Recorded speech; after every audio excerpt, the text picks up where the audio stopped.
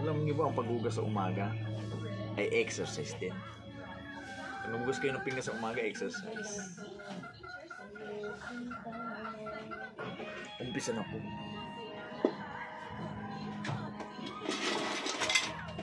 Bago magliwaliw.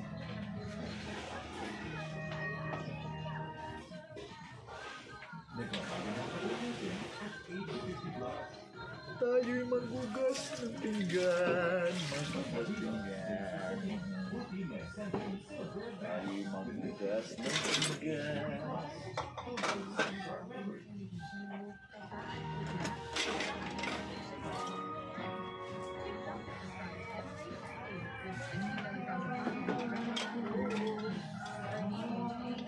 Was in, was out.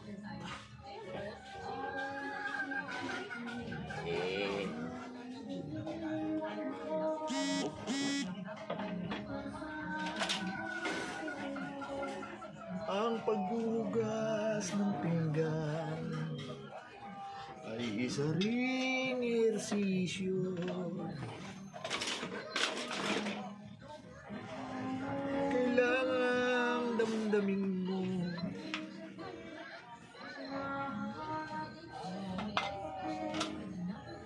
ang paghagod nito. Sarap sa paghugas ng pinggan. Was in, was out.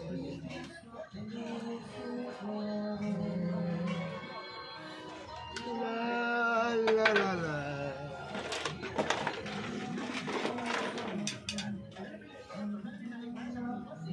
Yun.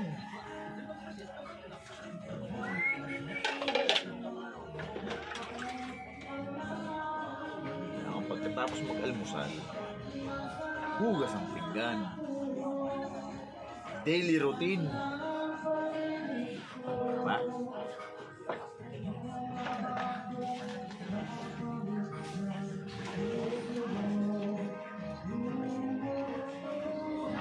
Nagre-reklamo pa pa. Diyan sa daycare.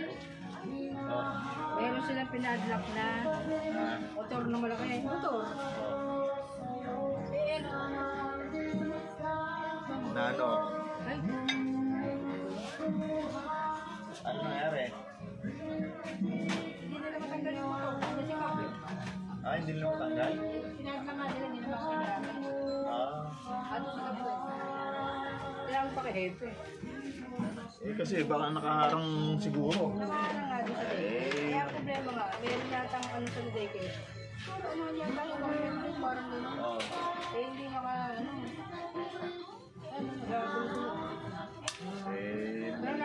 Dapat kasi hindi na... Hindi mo na pinadla, kaya alam mo na yung tao. Eh, hindi na kasi... nakakita yung tao. kasi naka-ano yan. Correct. Baka nakaharang kasi. Kailangan rin ma-alerto rin yung tao. Eh, naman din mo nila makatapos niya. Kaya namumblema sila pa tatawin. Pumunta si Gato. Nakaharang ang sasakyan eh. Alam naman na bawal na magparada. Parada dyan sa... Bawal na magparada po sa ano... Yung mismong parang hayag na lugar. Kailangan po may ano ba yan? Yung talagang bakante na paparadaan para hindi magkaroon ng problema po, diba? At hindi rin maabala. Ito yung exercise.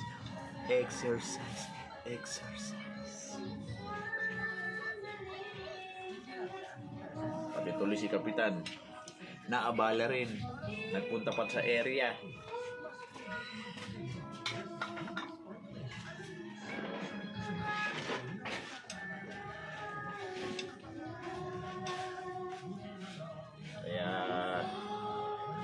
po kayong paparada sa hindi dapat paradaan, yung nadadaanan.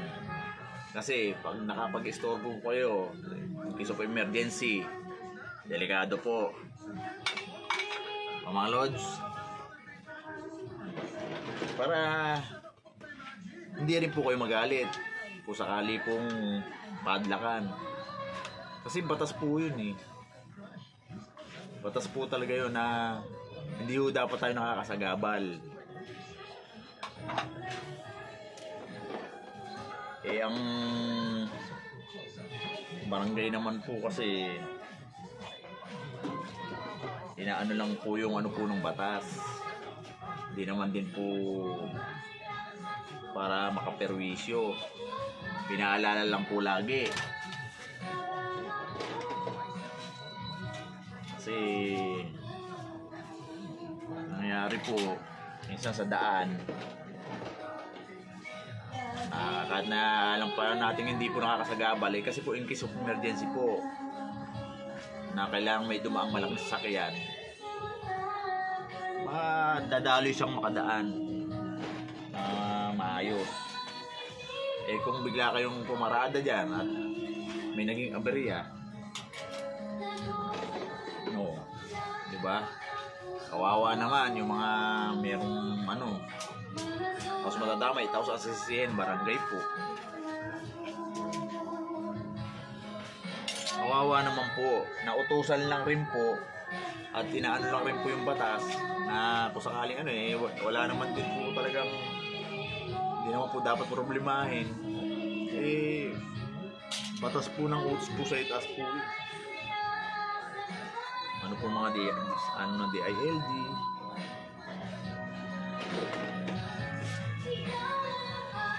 walang kaaway, nagkakaroon po tuloy ng kaaway dahil naiinis sila.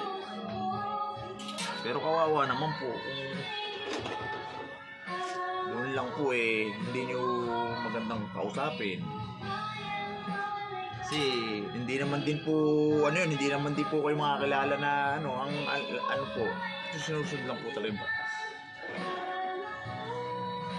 Kapag nakausap nyo naman po eh, wala naman din po kaberi eh. Kasi bakit po? Kung ano po yun, kunyari napadlock at nakausap nyo naman po sila, bakit hindi po ano rin po yun, kasi nga yun yung sabing pa-warning na bawal rin po talaga sa daan po, yung daloy po nung maabala. Yun po yung ano po nung sa barangay po natin. Kaya kung sakaling magagalit po kayo sa tanod, huwag naman po. Kasi inaayos lang po nila yung natin, mga dinadaanan po. Tsaka sa maghapon po, hirap po talaga. Hirap po. Kung malalaman nyo lang po kung ano po yung buhay po ng tanod, nakakaawa po kasi ulanit arawin. Pag mayroong responde, magre-responde po. Kahit sabihin nyo umuulan yan, kahit sabihin nyo mainit na mainit yan, katangali ang tapat. Basta may nagreklamo po na puntahan po yung tao, pupuntahan po. Para magkausap kayo ng ka-argumento nyo. Dahil ang barangay po, mediator lang po, wala pong kinakampihan po yan. Kahit po si Kapitan, wala pong kinakampihan. Mediator lang po ang barangay. Kaya nga akala nila, okay kampihan dito. Hindi po. Binibigyan po kayo ng solusyon para mag-ayos po kayong dalawa. Ang dalawang panig po para po mag-ayos.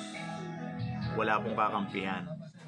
Dahil ang barangay at ang sanggunian at si Kapitan, puro mediator lang po para mapaayos. Wala pong kinakampihan po yan. Di ba po? At kailangan lagi po tayong good vibes. Diba? Ganun lang po. Para tuloy tayo. Kaya nga sabi nga, maging biyaya tayo sa iba. Salamat. Tuloy yung bugas. Mag-aal tumisis ko. Eh mamaya aalis na naman ako. Walang maghuhugas na ito. Siya na naman. Lagi na naman siya eh.